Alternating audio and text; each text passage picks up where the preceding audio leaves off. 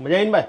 હવ મજા તો આવે જ ને કાકા. हाँ આ ભાવમાં આવા પીઝા મળે તો મજા કેમ ન આવે? हाँ। मार्केट में मुझे कभी टेस्ट नहीं किया, यहाँ पे मुझे कुछ यूनिक लगा।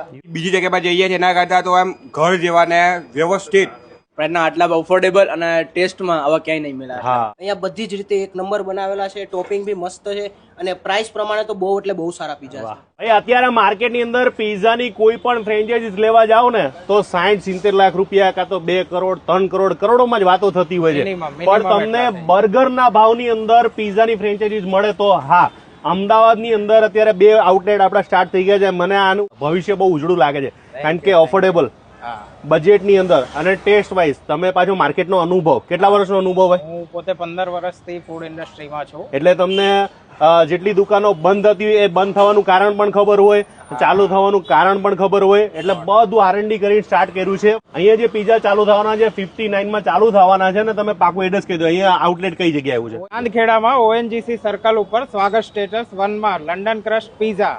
ભાઈ આપણે ફ્રેન્ચાઇઝી પીઝાની લેવા જાય, મેં આગળ વાત કરી તો તમે તો બધું બહુ રિસર્ચ કર્યું હશે, એમને તો ડાયરેક્ટ આમની ફ્રેન્ચાઇઝી લીધી નહીં હોય. મિનિમમ જે ફ્રેન્ચાઇઝી જે હોય છે એ બ્રાન્ડેડ જે કંપનીની છે મિનિમમ 20-25 લાખથી સ્ટાર્ટ થાય છે. એનાથી ઉપર જાવ તો લગભગ કરોડ 2 કરોડની આસપાસ બધી ફ્રેન્ચાઇઝી મળે.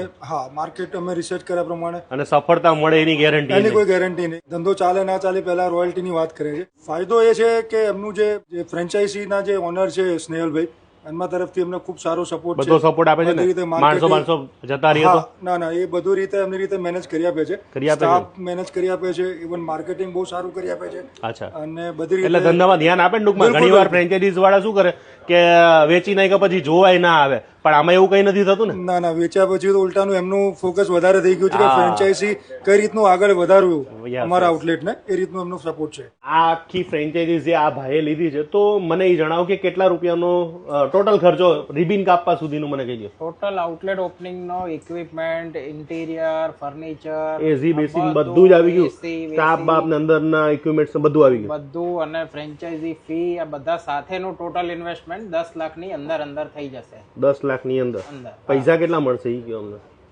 જનરલી આમાં 35 થી 40% પ્રોફિટ માર્જિન હોય છે. બરાબર, એટલે આપણે 10,000 નો વકરો થયો તો 3500 થી 4,000 રૂપિયા આપણા પોતાના, પ્રોફિટ 100%. એટલે 4,000 એટલે 4 તરી ભાઈ 1,20,000 રૂપિયા મળી જાય ને ભાઈ?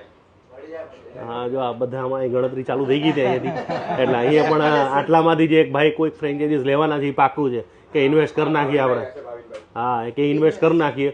અને તમે જો કદાચ કોઈ એવી ફ્રેન્ચાઇઝીસ લેવા માંગતા હોય, તમે કદાચ કોઈ પણ બર્ગરની ફ્રેન્ચાઇઝીસ લેશો ને સાહેબ, તો એ 7-8 લાખ રૂપિયાની તો મિનિમમ થતી જ હોય છે. અત્યારે દાબેલી વડાપાવનું બી કરવા જઈએ